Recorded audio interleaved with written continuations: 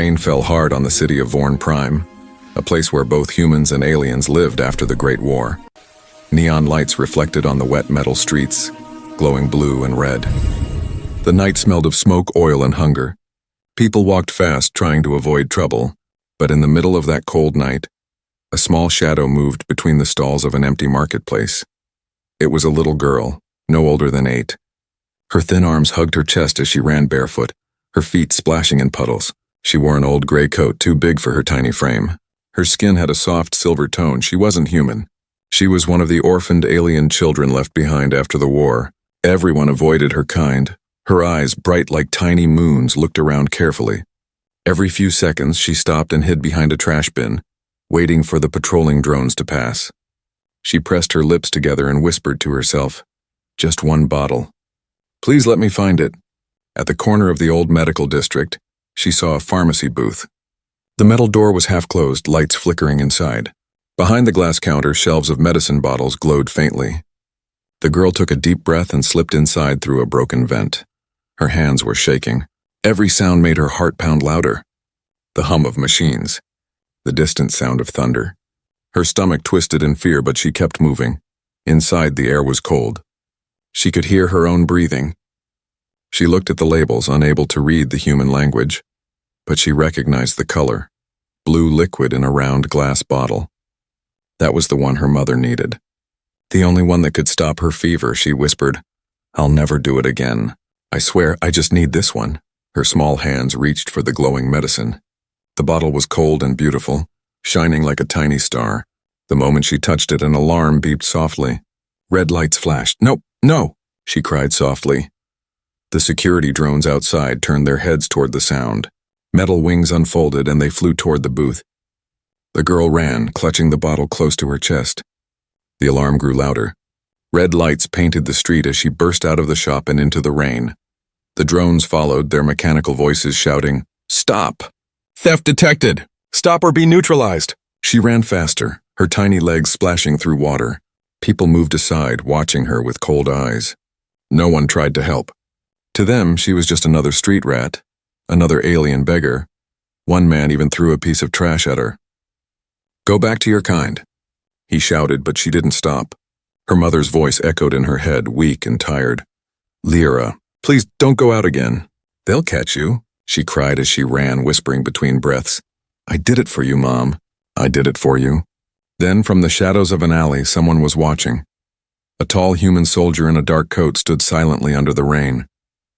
His name was Ryan Hale, a retired medic from the Earth Alliance Army. He saw the little girl running, the drones chasing, and the bottle glowing in her hand. Something inside him froze. For a moment, he saw his sister, years ago on Earth, running through war-torn streets with medicine for their dying mother. Ryan's voice was low and calm. "Not again," he whispered. He stepped out from the alley, blocking the path of the drones. They scanned his ID. Lieutenant Ryan Hale, Medical Division, retired. "Civilian interference detected," the drones said. "Stand aside," but Ryan didn't move. He raised his hand slowly. "She's a child." "She is a thief," the drones replied. "She's sick," he said coldly, his voice carrying through the rain. "Look at her. Does she look like a criminal to you?" The drones hesitated, their logic processors calculating. During that pause, the girl disappeared into a narrow tunnel. She ran until her lungs burned, until she was sure no one was behind her. She stopped inside a small shelter made of broken crates and cloth. There, lying on a piece of dirty blanket, was her mother, a thin alien woman with glowing eyes, breathing shallowly. Her skin had turned pale blue. "Mom," the girl whispered, crawling close. "I got it. I did it for you." Her mother opened her eyes weakly. "Lyra, what did you do?" The girl held up the glowing bottle. "I stole it. But only this once. I swear I'll never do it again. I did it for you, Mom." Her mother's eyes filled with tears. She wanted to scold her, but she couldn't. She just reached out and touched Lyra's cheek. "You're my brave little star," she whispered. Outside, the rain slowed. The city went quiet again. But far away in the darkness, Ryan stood watching the direction the girl had gone. He didn't report her. He couldn't. Something about her words, her courage, stayed in his mind. He whispered to himself, "Who steals for love anymore?" The scene fades with the sound of thunder and the soft glow of the medicine bottle lighting the little girl's face, innocent, scared, and pure. The city of Vorn Prime slept uneasily that night. Somewhere in its cold lower levels, under broken pipes and dripping ceilings, a small girl hid with her mother in a dark corner of an abandoned cargo bay. The air smelled of rust and damp metal. The only light came from the little glass bottle she had stolen, the glowing blue medicine. Lyra sat close to her mother, wrapping a torn blanket around her. The older woman's breathing was weak and slow. Her silver skin looked dull now, her pulse fading.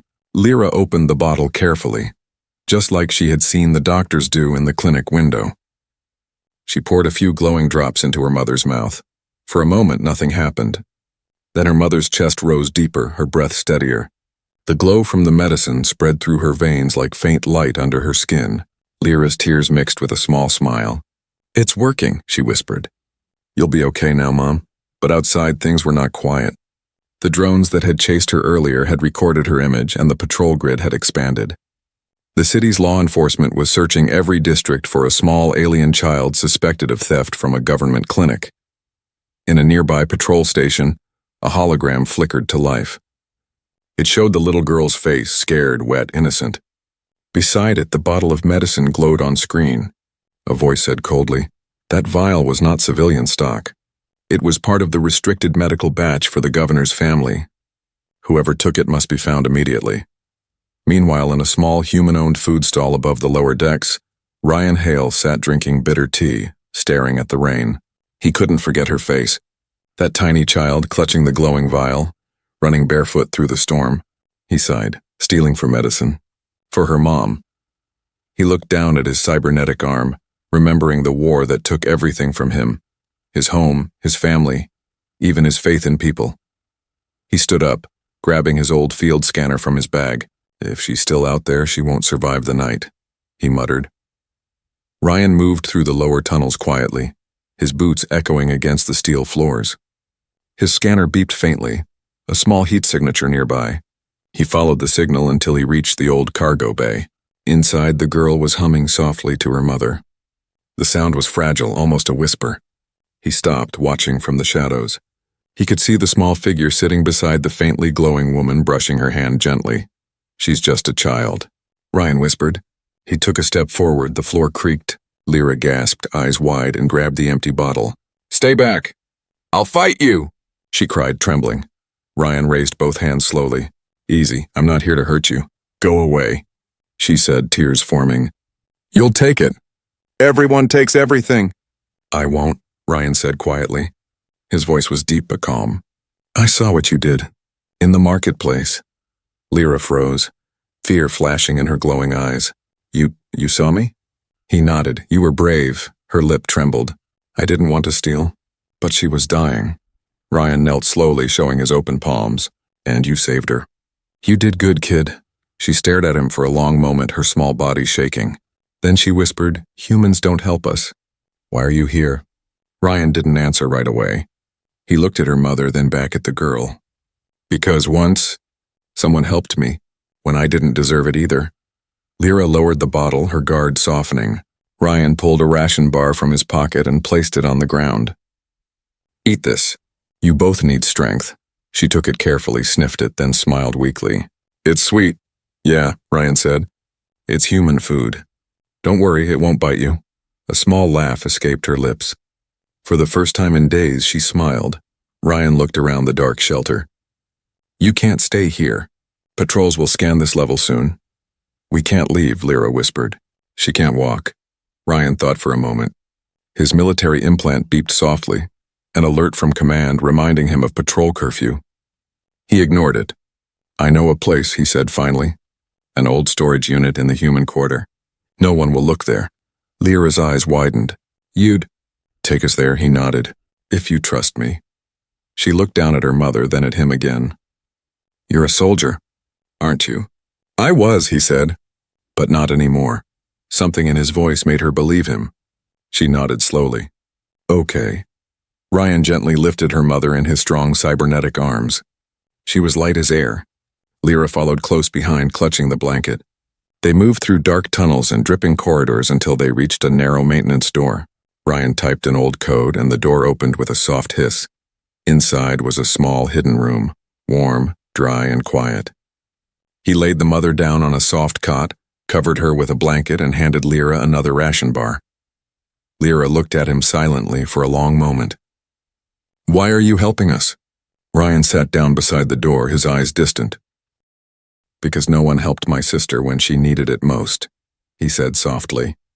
"I can't watch another child lose her family." Lyra didn't fully understand, but she smiled faintly and whispered, "Thank you." Human. Outside, the first light of dawn touched the metal sky. Ryan glanced toward it and whispered, "You're safe for now, little one. But the world won't stay quiet for long." The early light of dawn filtered through the cracks in the ceiling of the old storage room. Dust floated in the air like tiny stars. Ryan Hale sat quietly against the wall, his rifle beside him, his eyes fixed on the little alien girl who was still asleep beside her mother. Lyra's small hand rested on her mother's chest, rising and falling with each weak breath. The blue glow of the medicine inside her veins had dimmed, but she was alive. For now. Ryan sighed, rubbing his metal fingers over his face. He hadn't slept. He couldn't. His mind played over the last few hours like a broken tape. A human soldier helping an alien thief. If Command found out, he'd lose everything. His implant blinked red. "Lieutenant Ryan Hale, status check required." He ignored it. Another alert came. "Unauthorized location detected. Report immediately." He shut the implant off and leaned back. "Not today," he muttered. Outside, the city was waking up. Loudspeakers buzzed with the morning announcements. "Attention citizens of Vorn Prime. A high-level medical theft occurred last night. Anyone with information must report to Sector Command immediately. The suspect is a juvenile alien female. Approach with caution." Ryan's jaw tightened. He knew the message wasn't just a warning, it was a call for hunters. In this part of the city, being different was already a crime. He looked over at Lyra again. Her tiny face was peaceful now, but her arms were bruised, her feet cut from running barefoot through metal streets. Her mother stirred faintly, whispering words in a soft alien language Ryan didn't understand, but he could feel the meaning. Thanks, fear, love. For the first time in years, Ryan felt something inside him break open. He remembered the night his sister Emily died on Earth, when he couldn't afford medicine for her infection. He had begged the officers for help, but they said, "Rules are rules. The medicine is for soldiers only." He had sworn then that he'd never beg again, that he'd follow orders no matter what. But now, looking at Lyra, he felt that promise fading. A sharp knock echoed on the metal door. Ryan stood up instantly, hand on his rifle. "Open up, military patrol!" Lyra woke with a gasp, clutching her mother. "Ryan," she whispered. "They found us!" He motioned for silence and stepped forward quietly. Through the peephole, he saw 2 armored soldiers in blue and black armor scanning the hall. Their visors glowed red. "Search every unit," one said. "Command wants the girl alive." The medicine batch was from the governor's vault. Ryan's heart sank. Governor's vault? That wasn't just any drug, it was government property. No wonder the city was in chaos. He turned to Lyra. "Hide behind those crates. Don't move no matter what." She nodded, eyes wide. "What about you?" "I'll handle them," he said softly. Ryan opened the door halfway. "Officers," he said calmly, forcing a tired smile. "What's going on?" "Routine sweep," one replied coldly. "You live here alone?" Ryan shrugged. "Just me. I sleep better away from the noise upstairs." The soldier scanned the room with his visor. The beam stopped briefly near the crates where Lyra hid. Ryan's heart pounded. He coughed loudly, stepping forward. "You boys want some coffee? Got a heater unit still working." The soldier lowered his scanner slightly. "You're Hale, right? The war medic?" Ryan nodded. "That's me. Retired now," the soldier chuckled. "Heard you went soft after the ceasefire." Ryan forced a grin. "Soft? Maybe I just learned when to stop shooting." The soldiers laughed briefly and turned away. "We'll check the next block. Keep your ID active in case command calls." As soon as they left, Ryan shut the door and locked it tight. His hands trembled slightly, not from fear, but from anger. He turned to Lyra, who peeked from behind the crates. "It's okay," he whispered. "They're gone. For now." She came out slowly, holding the empty bottle close. "They won't stop, will they?" Ryan shook his head. Not until they find you. That medicine was meant for someone powerful. Lyra's small voice broke. I just wanted to save her. I didn't know. Ryan knelt beside her. You did what any child would do. You fought for someone you love. That's not a crime. She looked up at him with teary eyes. Then why do humans call it a crime? He hesitated. The question hit deep. Because some humans forget what love looks like. The silence that followed was heavy. The hum of the city filled the room again. Ryan stood and looked out the cracked window. If they find us here, they'll take you away. Maybe worse. What will you do? Lyra asked softly. He looked down at her, then at her mother, who was still unconscious. I'll get you out of the city, he said finally. There's a medical outpost beyond the southern gate. Neutral zone. They help anyone, human or alien. But the gates are guarded, she said. Ryan's eyes hardened. Then we'll go through the tunnels. I know the old routes. Lyra stepped closer. Why help me? I'm not your family. He smiled faintly, a sadness in his eyes. Maybe not. But I lost mine a long time ago. Saving you feels, right? She looked down, then whispered, Thank you, Ryan. He turned away, hiding his emotions. Don't thank me yet. We still have a long night ahead. As the sun began to rise, the announcement echoed again across the city. Reward, 10,000 credits for information leading to the alien child's capture. Ryan clenched his fists. 10,000 credits, he muttered. That's enough to make half this city hunt you down. He looked back at the little girl, tired, brave, and innocent, and at that moment, Ryan Hale made his choice. He wasn't going to hand her over. He wasn't going to follow orders. He was going to protect her, no matter the cost. Night fell again on Vorn Prime, thick with smoke and mist. The city lights blinked weakly through the fog, while deep underground Ryan Hale worked silently beside a flickering lamp. The small hidden shelter had become their temporary home, quiet, cold, and uncertain. Lyra sat near her mother, wrapping her in the old blanket. The woman's breathing had become steady, but her skin still glowed faintly where the medicine had touched her veins. Ryan watched carefully, scanning her condition with his old medic device. Temperature's rising, he muttered. Her body's fighting something. Lyra looked up, frightened. Is she dying again? Ryan shook his head slowly. No, not yet. But this medicine... He held up the empty glass vial and turned it under the light. It's not normal. It's reacting to her blood. He tapped his wrist screen and ran a quick chemical scan. The results flashed in red across the device. Experimental nanite serum and property of Governor's lab. Unauthorized access detected. Ryan's jaw tightened. Governor's lab. That meant classified biotech. Medicine not meant to heal the poor, but to control them. He looked at the little girl. Lyra, where exactly did you get this? She swallowed nervously. From a silver room in the clinic. It was locked behind glass, but I saw a man use a card. When he left, I used a spoon to open it. Ryan stared at the bottle again. That wasn't a public clinic. That was a research vault. She blinked, confused. Does that mean it was bad? He sighed. No, it means it's dangerous. Lyra looked down at her hands. But it made her better. Ryan hesitated. For now, yes. But this serum, it doesn't just heal. It changes things. It rewrites cells, reprograms tissue. It was meant for genetic enhancement, not for healing normal illness. Lyra frowned, trying to understand. So it made her different? Maybe, Ryan said quietly. And that's why they want it back. Not for the bottle, for what it did to her. A low humming noise interrupted them. The scanner on Ryan's wrist flashed red again. Multiple life signs approaching. Drones, he whispered. They found the tunnel trail. Lyra's eyes widened. They're coming here? Ryan packed his tools quickly and grabbed his rifle. We need to move. But Mom, he looked at the unconscious woman. We'll carry her. We can't let them find her. They lifted her together, careful and silent. The woman's body was lighter than before, unnaturally light. As Ryan touched her wrist, he felt a faint vibration, like energy moving under her skin. What the hell? He whispered. Suddenly her eyes opened, glowing bright blue. She gasped, then spoke softly, her voice echoing strangely, almost mechanical. Ryan Hale. Human, you helped. My child, Ryan froze. You're awake. She blinked slowly, eyes flickering. Where are we? In a safe place. You were dying. Your daughter saved you with... He held up the vial. This, her eyes widened in fear. You don't understand. That serum, it's not medicine. It's a weapon. Ryan's heart pounded.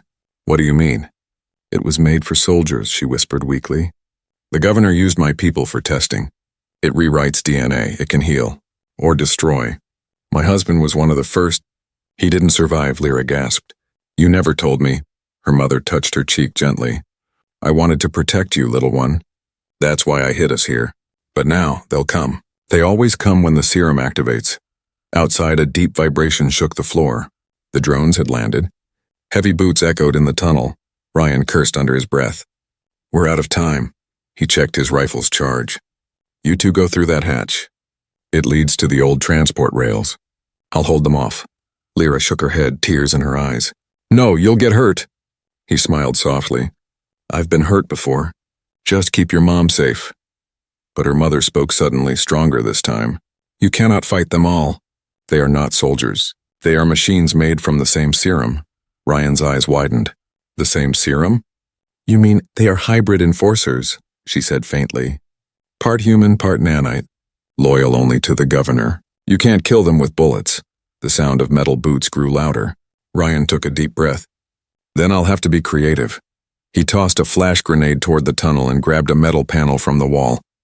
When the door burst open, white light filled the room. The enforcers marched in, tall, armored, eyes glowing the same cold blue as the serum. Target located, one said. Retrieve the woman. Terminate the human. Ryan ducked behind cover as bullets of plasma ripped through the air. He returned fire, aiming for their visors, but they didn't even flinch. Sparks flew. The smell of ozone filled the air. Go! He shouted. Now! Lyra and her mother slipped through the hatch. Ryan covered their escape, his cybernetic arm absorbing part of the shock. One blast hit him, sending him crashing against the wall. His vision blurred. The enforcer stepped closer. You cannot win, human. Ryan smirked, bleeding but defiant. Maybe not. But I can slow you down. He pressed a detonator on his wrist. The floor beneath them exploded, collapsing the tunnel. Dust and smoke filled the air. The enforcers' voices faded behind falling metal. Far away in the darkness of the lower tunnels, Lyra held her mother's hand tightly. The woman was trembling, her glow dimming again. We can't stop here, Lyra said. He'll find us again. Her mother looked back toward the explosion. He already has, she whispered softly, smiling weakly. Ryan stumbled from the smoke, armor scorched, blood on his cheek, but alive. He looked at them and said, I told you. I'm not leaving anyone behind. And as the three disappeared into the dark tunnels, the lights of Vorn Prime flickered above them, a city unaware that its greatest secret had just escaped its control. The tunnels beneath Vorn Prime trembled as the explosions faded. Dust filled the air, making it hard to breathe. Ryan staggered forward, coughing, his vision blurred from smoke and blood. Behind him, the echoes of metallic footsteps still rang faintly. The enforcers were not dead. They never truly died. Lyra held her mother's hand tightly as they moved deeper into the maze of broken pipes and flickering lights. Ryan, come on, she cried. Her small voice trembled in the dark. I'm right here, Ryan said, limping slightly. His arm sparked where the metal plating had cracked. Just keep moving. They reached an old cargo platform, once part of the city's underground train system. Rust covered everything and faint steam rose from the broken rails. Ryan stopped to scan the path ahead. His wrist device flickered with static. The map was gone, systems jammed. They're scrambling the network, he muttered. We're blind from here. Lyra looked at her mother, who was growing weaker again. Her skin glowed faintly, but her breath came in short gasps. She's burning, Lyra said softly. The medicine. It's hurting her now. Ryan knelt beside the woman, scanning her vitals. The nanites are spreading, he said quietly. They're rewriting her cells too fast. If we don't find a stabilizer, she won't survive the night. Lyra's eyes filled with tears. There must be something, please. Ryan hesitated. He knew only one place where such tech existed, the central lab of the governor's fortress. But that was suicide still. He couldn't look at her and say no. There might be something, he said finally, but it's not easy to get. Then we'll go, Lyra said bravely. Ryan smiled faintly. You sound like your mother. They continued walking, passing through broken doors and old maintenance corridors.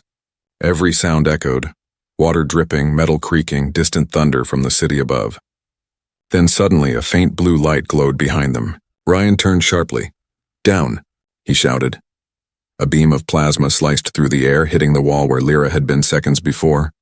Sparks showered over them. The enforcers had found another way in. "Run," Ryan shouted. "Get to the elevator shaft!" Lyra pulled her mother as fast as she could while Ryan fired back, his rifle glowing bright with each shot. The narrow tunnel became a blur of light, smoke, and screams.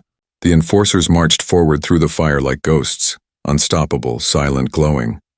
"Ryan," Lyra shouted, tears in her eyes. "Come on!" "I'm coming," he yelled, tossing a grenade behind him. The blast shook the ground, buying them a few seconds. They reached the elevator shaft, a tall vertical tunnel leading up to the surface. Ryan boosted Lyra up first, then her mother. "Climb, don't stop." He followed after, but before he reached the halfway point, the metal beneath him gave way. The explosion below had weakened it. The floor cracked.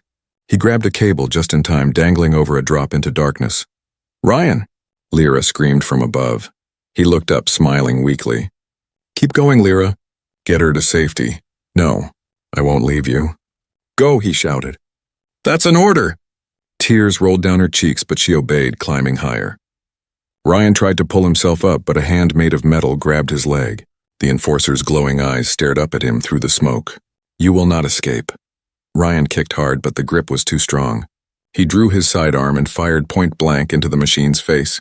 The blast lit the shaft, sending both of them crashing downward. The last thing Lyra saw was the flash of blue light fading into the darkness. Hours later, Lyra sat near an old vent outlet, holding her mother's head in her lap. The woman's breathing was shallow. The tunnels around them were silent now. Ryan was gone. Lyra whispered softly. "He said he'd come back. He promised." Her mother opened her eyes weakly. "He kept his promise. Once already," she said, barely breathing. "He saved us. But we can't leave him," Lyra cried. "We can't." Her mother smiled faintly. "Sometimes saving someone means staying behind." The words broke Lyra's heart. She pressed her forehead against her mother's chest, sobbing quietly. Suddenly a noise echoed in the distance, and it the sound of soldiers shouting. Human voices. "We found them." "Over here." Lyra's head shot up. "No." She tried to lift her mother, but the woman was too weak now. "Go," her mother whispered. "Run, my little star. I can't leave you."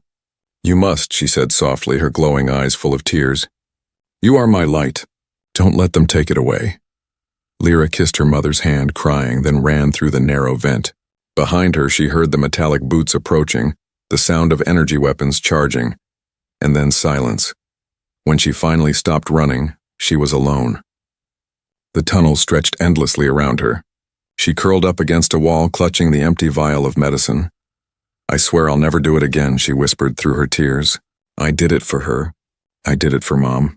Above ground, in a guarded prison cell, Ryan Hale opened his eyes. His head ached. His arms were bound. Two enforcers stood beside him, silent. A voice echoed from the speaker. "Lieutenant Hale, you helped an alien fugitive. You stole government property, and yet you survived an explosion no human should survive." "Curious." Ryan looked up at the camera. "If you touch that child, you'll regret it." The voice laughed coldly. "You still think she's just a child? You have no idea what she's carrying inside her now." The lights dimmed. The cell door sealed shut, and deep beneath the city, Lyra sat alone, unaware that her mother was gone, that Ryan was captured, and that something new was awakening in her blood, the same glow that once saved her mother now pulsing faintly in her tiny hands. Rain hammered the steel rooftops of Vorn Prime as the night returned. Cold and endless, the city glowed with neon veins pulsing like a machine's heart. But deep beneath those streets a small figure moved through the tunnels, her steps soft, her face streaked with tears and dirt. Lyra hadn't slept. Not since her mother's last words. Not since the soldiers took Ryan away. She still held the empty vial in her hand, its glass cracked, faintly glowing. It was all she had left. A memory of the man who chose to protect her and the mother who chose to let her go. She whispered to herself, "I have to save him. He saved us." Her voice echoed weakly through the tunnels. For hours she wandered, following the faint hum of the city's power grid. Her small ears caught a metallic vibration, the sound of the enforcers' patrol lines. The prison wasn't far now. When she climbed through a broken maintenance hatch, she saw it at last, the central detention fortress, standing tall in the heart of the industrial sector. Its walls shimmered with energy shields, guarded by drones that never slept. Lyra's heart pounded. "You said I was brave, Ryan," she whispered. "Now I have to prove it." She touched her chest where faint blue light pulsed beneath her skin, the same light that once healed her mother. She didn't understand it, but she could feel it growing stronger, alive, almost aware. The serum's nanites, the forbidden technology, had become part of her. Inside the fortress, Ryan Hale sat in a small, cold cell. His wrists were bound by magnetic cuffs. The room was silent except for the faint hum of the security field. His mind kept replaying Lyra's face, her tiny hands, her courage, her innocence.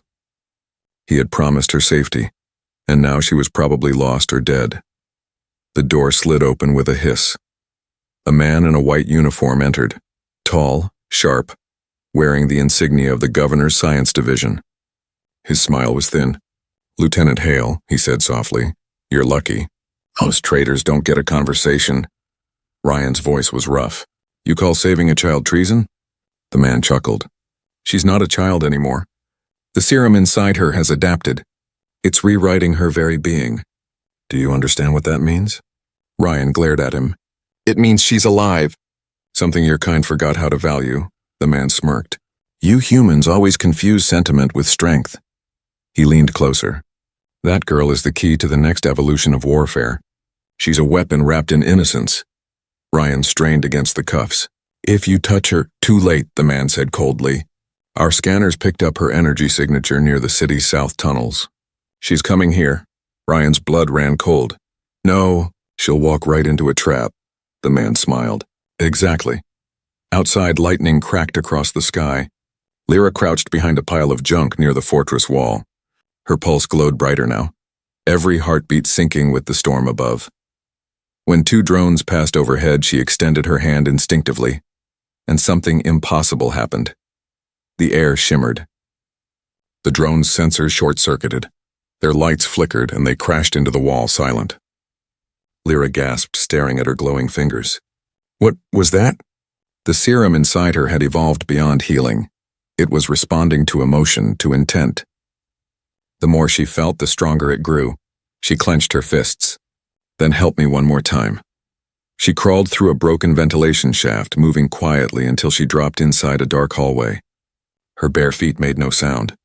Guards passed nearby, their armor shining under red lights.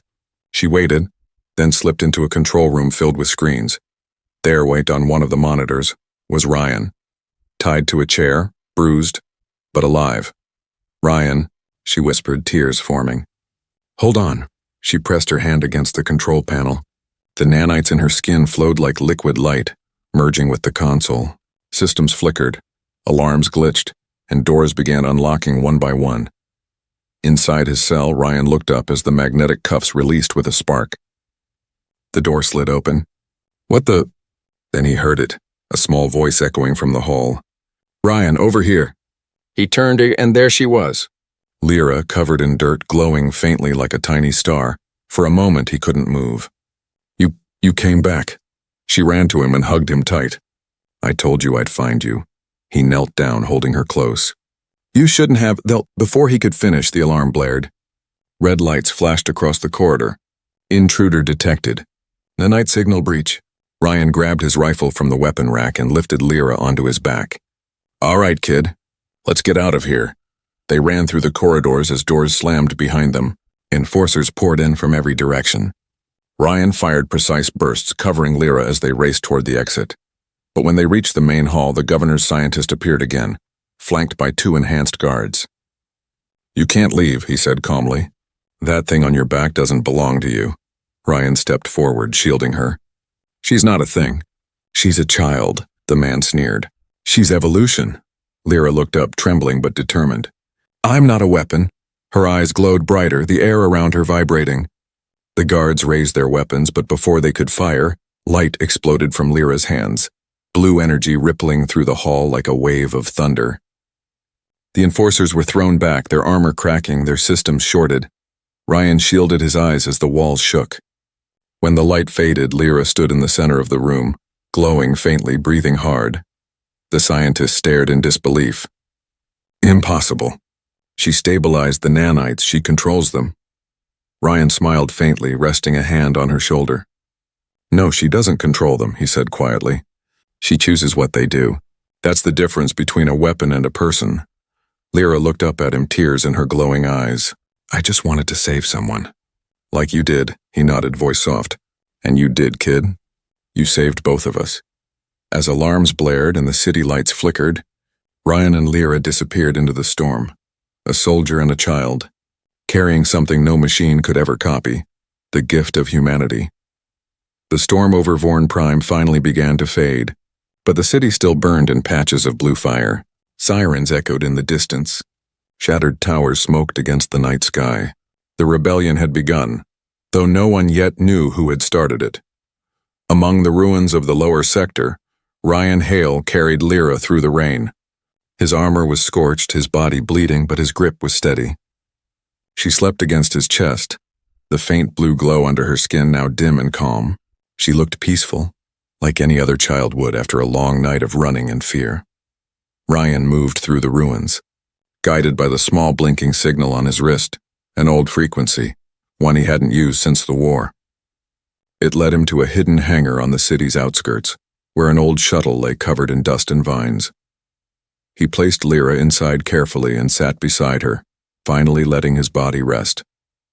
For the first time in days, he felt quiet. The storm outside had become just a whisper of wind. She's stable, he said softly, checking her vitals. Heart rate normal, nanite energy dropping. He smiled faintly. Good job, kid. But peace never lasted long on Vorn Prime. A distant rumble shook the ground. Ryan looked out the cracked window and saw the dark silhouettes of patrol ships approaching. He closed his eyes briefly. They never give up. He activated the shuttle's systems. The engines groaned, coughing blue smoke. Come on, old girl. Just one more flight. The ship trembled, then roared to life. As the engines warmed, Lyra stirred and opened her eyes. Ryan? He turned, smiling softly. Hey, kid. We're almost free. Her small voice trembled. My mom, she's gone, isn't she? Ryan hesitated, then nodded slowly. Yeah, but she's still with you, in here. He touched her chest lightly. And maybe, a little in me too. Lyra looked down, tears mixing with the glow beneath her skin. She said I was her light, Ryan smiled. Then keep shining. That's what she'd want. Before they could lift off, the comm system crackled. Ryan Hale, said a cold, familiar voice, and the governor's scientist. You've caused enough damage. Turn the child over and we may still let you live. Ryan's face hardened. You had your chance to be human. You failed. Humanity, the voice sneered. Such a useless word. Ryan reached for the throttle. Then let's show you what it really means. The engines roared and the shuttle blasted into the storming sky. Bolts of lightning streaked around them as military drones locked on. Missiles streaked through the clouds. Ryan weaved between them, his old soldier instincts taking over. Lyra held onto his arm tightly. We can't outfly them. I don't plan to, he said, eyes sharp. We just need to get high enough. As the shuttle broke through the clouds, the city disappeared beneath them, just a sea of blue light and fire. The stars above were cold and endless. Ryan opened a small compartment near his seat and pulled out an old data key. This, he said, handing it to her, is my clearance chip. It'll open the southern gate to the neutral zone. There's a refugee hub there. People who don't care about species or borders. She frowned. You're coming too, right? Ryan smiled sadly. Someone's got to make sure they don't follow you. Her eyes widened in fear. No, you can't stay. You promised. He leaned closer and brushed a tear from her cheek. And I'm keeping that promise. I told you I'd make sure you were safe.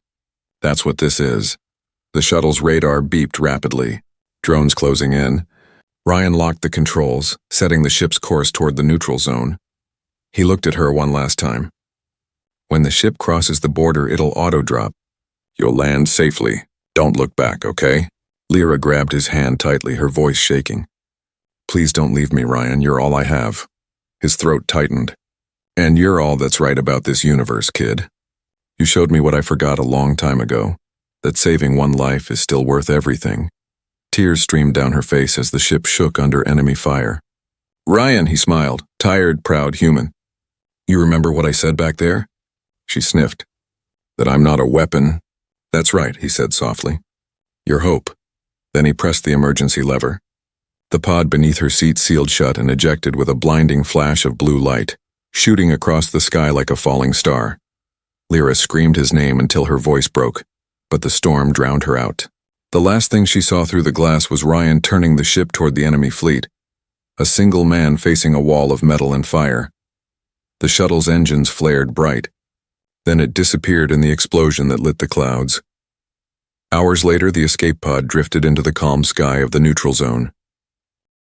It landed gently near a quiet colony of mixed species, humans, aliens, hybrids, working together to rebuild what war had destroyed.